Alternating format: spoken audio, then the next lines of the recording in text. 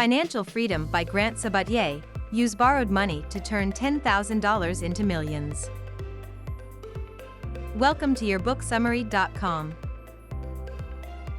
Investing in real estate may be better than investing in stocks because you could see faster value growth and returns.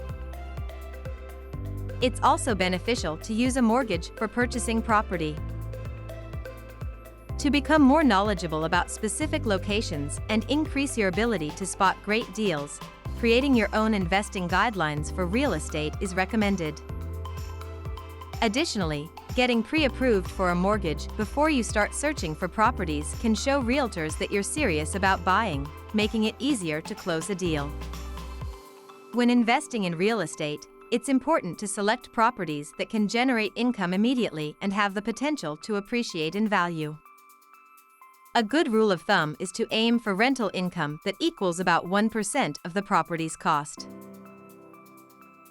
To make the process easier, consider working with an excellent realtor who can do the hard work for you.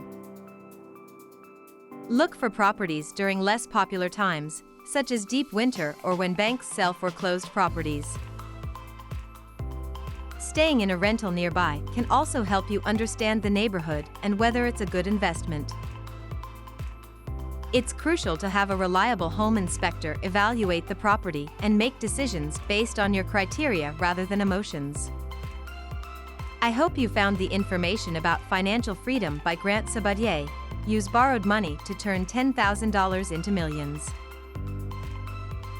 This brings us to the end of this book. Check out our YouTube channel if you're hungry for more knowledge and want to explore other books. It's chock full of informative videos and recommendations to keep you engaged and learning. So head on over and subscribe today. Thanks again for watching, and I'll see you in the next video.